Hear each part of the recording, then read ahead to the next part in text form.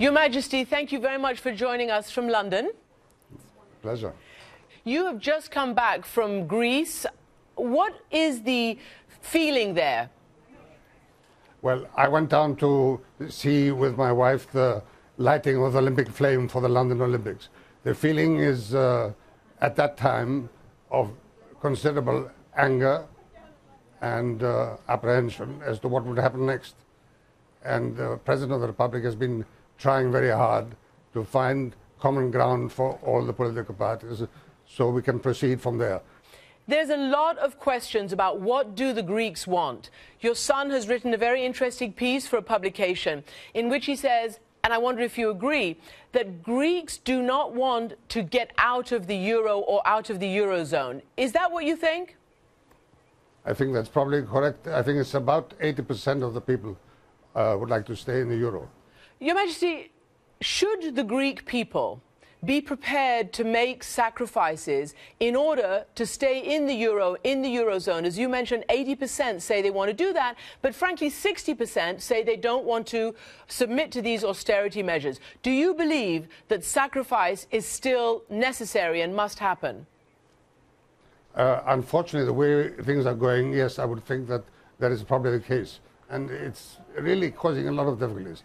People can't pay, they don't get their pensions, they can't look after the young people unemployed. It's nearly 50% of them. Nearly 1 million Greeks are out of work. It's a really serious problem. We need stability, a strong government, pro-European, that will find a solution to this problem. And in Europe, the governments should understand that there's no point in forcing people to accept these austerities. Otherwise, you won't get anywhere. So back off, take a deep breath, and start again. You say that, sir, but as you know, the Chancellor of Germany has said we're not backing off. It's either go to reforms or you won't get any more bailout money, and that may in turn lead to a hasty exit from the euro. Well, I certainly wouldn't want to second guess the Chancellor of Germany, who's got her own difficulties in elections. But the problem really is that if we all go down this road of austerity, it won't be much good for her and her country. It will be a disaster. You say disaster. What do you think would happen to Greece if it did get out of the euro? Well, if you can't pay the bills, you can't pay for anything in the country, it'll come to a standstill, virtually bankruptcy. It will be a real nightmare. Let me ask you to describe for me what it is that the Greek people feel so angry about when it comes to Germany. What happened, you know, in World War II that makes them dress up Angela Merkel today in Nazi uniform, for instance? Where is the anger from? Well, you have to remember that Greece did suffer enormously under the Nazis. A lot of people were executed under the Nazis, and especially there was huge hunger. People were starving and died from that. The Jewish population in the north of Greece was disseminated, and it's left a lot of scars. But that now we have to get on with life and try and remember the important things that are in the minds of the people, and that is that they need the austerity to be taken care of, and we need growth. That is the most important thing. Without growth, there won't be any future for Greece. And this is vital in a democracy. Otherwise, we go to extremes. Well, you see extremes popping up right now.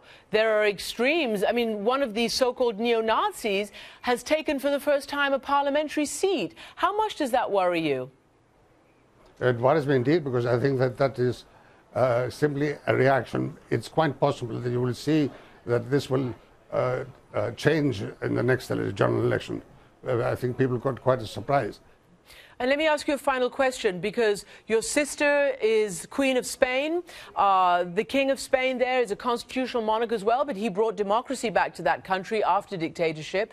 And there is a huge financial economic problem there too. In fact, people are very worried that the Greek, let's say, virus is going to be contagious and that Spain is going to catch this disease. Do you worry about that? Do you talk to your brother-in-law, the King of Spain? No, I think it's best to not mix up in other people's business. But I know that from what I read, that both Italy and Spain and Portugal and all those countries in the south are concerned about it. Whether it happens or not, I don't know. But let us be objective. What is needed is people must stop attacking each other, must stop being belligerent, stop saying the other one is at fault. Try and find the middle road. We have to get the country back on its feet, and we can do it. I'm actually quite optimistic that we can get the country back working again. And all it needs is calmness and concentration, and keep your sense of humor if it's possible. King Constantine, thank you very much indeed for joining us. Looking forward to seeing you again. Thank you. And as we've been saying, Europe has been turned upside down and the loose coins are falling out of its pockets. But across the world, in Afghanistan, women could be paying an even higher price. A story and a face that you won't soon forget when we come back.